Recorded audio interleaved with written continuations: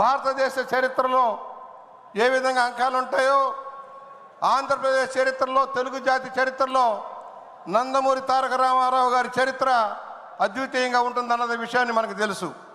ఒక నటుడిగా రాయలసీమ ముద్దుబిడ్డ, మర్చిపోబాకండి. ఇవాళ ఇక్కడ కడపలో జరుగుతున్నదంటే ఆయన ఆదరించి ఆశీర్వదించింది రాయలసీమ.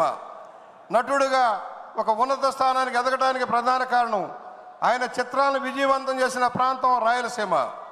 ఇవాళ అదే వరవడిని బాలకృష్ణ గారు కూడా కొనసాగిస్తున్నారు, అది వేరే విషయం.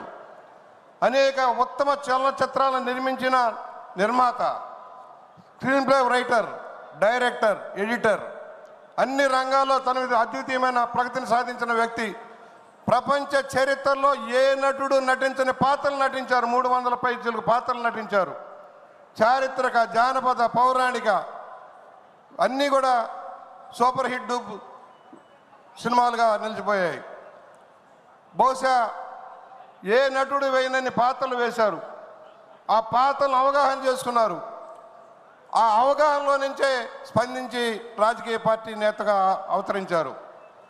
ఆయన నిర్మించిన చిత్రాలు సమాజానికి ఉపయోగపడే చిత్రాలు. వరకట్నం కావచ్చు, కోడలు దిద్దిన కాపురం కావచ్చు, పిచ్చి పొల్లయ్య, తోడు దొంగలు, అనేక చలనచిత్రాలు ఆయన నిర్మించి ఉన్నత స్థానానికి వెళ్ళారు.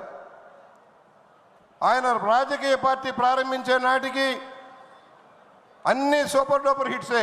60 సంవత్సరాల వయసులో ఆయన తెలుగుదేశం పార్టీ ప్రారంభించే నాటికి ఏ సినిమా, అడవి రాముడు కావచ్చు, యమదొంగ కావచ్చు, జస్టిస్ చౌదరి కావచ్చు, అన్ని సినిమాలు కూడా బ్రహ్మాండమైన కలెక్షన్లో నిలబడ్డాయి.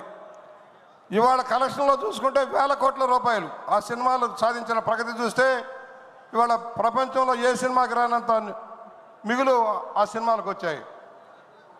నటుడిగా ఉన్నత స్థానంలో ఉండి రాజకీయ పార్టీని ప్రారంభించి ఒక నూతన తరాన్ని సృష్టించారు.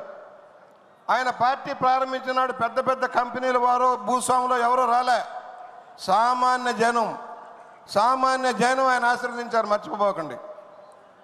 ఒక పాత చవర్లెట్ కారు తీసుకొని ఆయన చైతన్య యాత్ర చేస్తూ ఉంటే ఆయన ప్రసంగాలు వినటం కోసం రాత్రి 3ంటికి 4ంటికి 48 గంటలు కూడా వేచి చూసిన సందర్భాలు ఉన్నాయి. కష్టపడేవారు.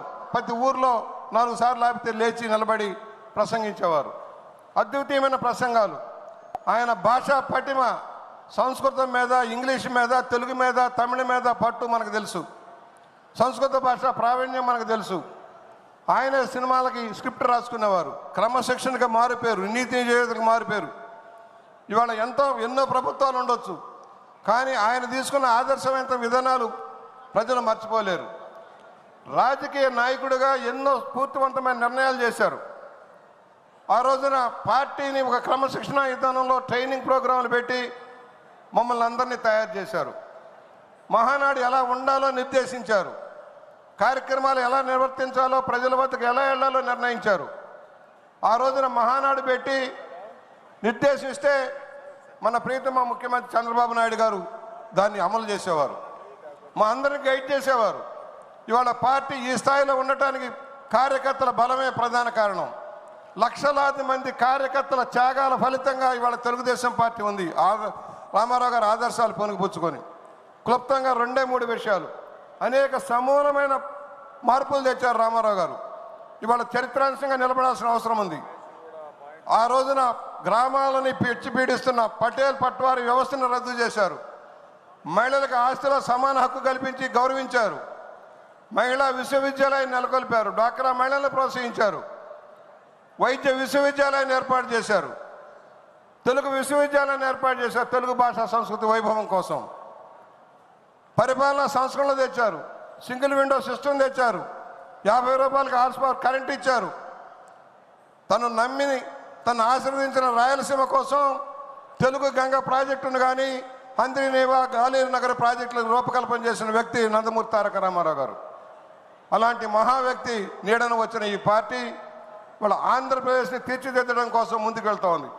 కొన్ని కష్టాలను ఇక్కడ స్పష్టంగా చెబుతున్నాం. మనం ఏ పరిస్థితుల్లో అధికారంలోకి వచ్చాం 24లో, రాష్ట్రం ఆర్థిక పరిస్థితి ఎలా ఉంది, దాన్ని నడపగల శక్తి ఎవరికి ఉంది, ముందుకు తీసుకువెళ్ళి విజనరీగా ముందుకు వెళ్లాల్సిన పరిస్థితుల్లో చంద్రబాబు గారు బాధ్యతలు తీసుకున్నారు. మీరు అర్థం చేసుకోవాల్సింది కష్టాల ముందు ఈదుతూ ఉన్నాం.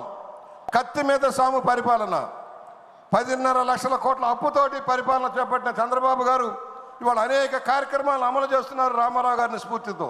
నందమూరి తారక రామారావు గారు తెలుగుదేశం పార్టీని స్థాపించి ఆ పార్టీ బలోపేతం కోసం ఎనలేని కృషి చేశారు. కార్యకర్తలే పార్టీకి బలం అనే నమ్మినటువంటి సిద్ధాంతం ఎన్టీఆర్ గారిది. ఆ ఎన్టీఆర్ గారు ఏదైతే సిద్ధాంతాలు ఉన్నాయో వాటిని కంటిన్యూ చేసుకుంటా చంద్రబాబు నాయుడు గారు, నారా లోకేష్ గారు పార్టీని బలోపేతం చూసుకుంటూ కార్యకర్తలకి ఫుల్ సపోర్ట్గా నిలబడతా ఉన్నారు. ఈ రోజున కార్యకర్తలు తెలుగుదేశం జెండా మోయడానికి ఎందుకు ఇంట్రెస్ట్ చూపిస్తున్నారంటే, ఎందుకు తెలుగుదేశం అంటే పడి చచ్చిపోతారంటే ఒకే ఒక కారణం. తెలుగుదేశం అంటే వాళ్ళ యొక్క గుండెలు జీర్ణించుకుపోయినటువంటి ప్రేమ. ఎందుకంటే నాయకులు వస్తూ ఉంటారు, వెళ్తూ ఉంటారు, కానీ తెలుగుదేశం అనే పార్టీ ఆ యొక్క జెండా ఉంది చూసారా, ఆ జెండాకి లోబడి కార్యకర్తలు ఈనాటికి కూడా జీవిస్తూనే ఉంటారు. ఎందుకంటే ఆనాడు ఎన్టీఆర్ గారు పెట్టినటువంటి ఈ రూల్స్ అండ్ రెగ్యులేషన్సే కానీ, ఆ ప్రతి పథకాలు ఇచ్చిన విధానమే కానీ, కార్యకర్తలకు పెద్దపీట వేసిన విధానమే కానీ నేటికి చంద్రబాబు నాయుడు గారు, నారా లోకేష్ గారు వాటిని కొనసాగిస్తూనే ఉన్నారు. ఎందుకంటే కార్యకర్తలను ఎక్కడ పక్కన పెట్టినటువంటి దాఖలాలు మనకు కనపడు. వేరే పార్టీలు ఎక్కడెక్కడైనా చూసుంటాం, కానీ టీడీపీ పార్టీలో కార్యకర్తలే బలం. ఈ కార్యకర్తలను ఉద్దేశించే ఏదైనా ముందు కొనసాగుతారు. కార్యకర్తలకు ఇష్టం లేనిదా అనుకో దాని జోలికి వెళ్ళరు. కార్యకర్తలు ఇది ఓకే చేస్తే కార్యకర్తల యొక్క అభిప్రాయం తెలుసుకొని కూటమి పార్టీ, ఇప్పుడు టీడీపీ పార్టీ ముఖ్యంగా ఏదైనా ముందుకు వెళ్తూ ఉంటుంది. ఎందుకంటే చంద్రబాబు నాయుడు గారు మీద నమ్మకంతో ఈ రోజున టీడీపీ పార్టీని గెలిపించుకున్నాం. ఈ రోజున తెలుగుదేశం జెండా మోసినటువంటి ప్రతి కార్యకర్త సంతోషంగా ఉన్నాడు. ఎందుకంటే ముఖ్యంగా నందమూరి తారక రామారావు గారి యొక్క జీవితంలో తెలుగుదేశం పార్టీ కోసం ఎంత కష్టపడ్డారో, సినిమా ఇండస్ట్రీని విడిచిపెట్టేశారు, ప్రజాక్షేత్రంలోకి వచ్చారు, ప్రజా పరిపాలన ధ్యేయంగా ప్రజల కోసం అనినిత్యం పోరాటం చేస్తూ తుదిశ్వాస వరకు మొత్తం ప్రజల పక్షాన్ని వ్యవహరించిన నాయకుడు ఆనాడు నందమూరి తారక రామారావు గారు. ఈరోజు చంద్రబాబు నాయుడు గారు కూడా, నారా లోకేష్ గారు విస్తృత స్థాయిలో ప్రజల పక్షాన్ని వ్యవహరిస్తూ ప్రజలకు ఏదైతే అవసరమో ఆ అవసరాలు తీరుస్తూ అన్ని రకాలుగా సపోర్ట్నెస్గా ఉన్నారు. ఇంకొకటి ఎన్టీఆర్ గారి యొక్క కొడుకు బాలకృష్ణ గారు, ఆ బాలకృష్ణ గారు కూడా ఏదైతే తండ్రి దగ్గర నుంచి వచ్చినటువంటి వారసత్వం అదే కంటిన్యూ అవుతుంది. కాబట్టి రాజకీయాల్లో బాలకృష్ణ గారు చేసినటువంటి ఎనలేని సేవ ఈ రోజు కూడా అనేక మంది చెప్పుకుంటారు. ఓపెన్ హార్ట్ సర్జరీసే కానీ, కొన్ని చోట్ల ఆహారాన్ని పెట్టి ఆదుకునే విధానమే కానీ, అనేక రకాలుగా సహాయ చర్యలు చేయడమే కానీ, ఇదంతా ఎక్కడి నుండి వచ్చింది? ఎన్టీఆర్ గారి దగ్గర నుండి వచ్చినటువంటి వారసత్వం. ఈ వారసత్వంలో భాగంగానే బాలకృష్ణ గారు అవనే, నారా లోకేష్ మనవడుగా ఉన్నటువంటి నారా లోకేష్ గారే కానీ, ఎన్టీఆర్ జూనియర్ ఎన్టీఆర్ గారు కానీ ఎవరైనా సరే వీళ్ళు ఏంటంటే చేసే మంచి కనపడాలి తప్ప పేరు ప్రఖ్యాతలు మాకు అవసరం లేదంటూ ఖచ్చితంగా ఒక దిశానిర్దేశం చేసినటువంటి వ్యక్తి ఈ పార్టీ, దిశానిర్దేశం చేసినటువంటి పార్టీ తెలుగుదేశం పార్టీ. ఈరోజు తెలుగుదేశం పార్టీ మహానాడు కార్యక్రమం జరుగుతుందంటే ఆనాడు ఎన్టీ రామారావు గారు ఏర్పాటు చేసినటువంటి ఈ మహానాడు కార్యక్రమాలు ఈ నేటికి కొనసాగుతూ ఉన్నాయి. ఖచ్చితంగా రాబోయే రోజుల్లో ఎంతకన్నా మెరుగైన పరిపాలన ఆంధ్ర రాష్ట్ర ప్రజలకి నారా లోకేష్ గారు, చంద్రబాబు నాయుడు గారు కూటమిలో ఉన్నటువంటి నాయకులు అందరూ అందిస్తారు. ఎటువంటి సందేహం లేదు. కార్యకర్తలకి ఫుల్ సపోర్ట్గా ఉంటారు. అందరూ అధైర్యపడొద్దు. ప్రతి విషయానికి పార్టీ మనకు అండగా ఉంటుంది.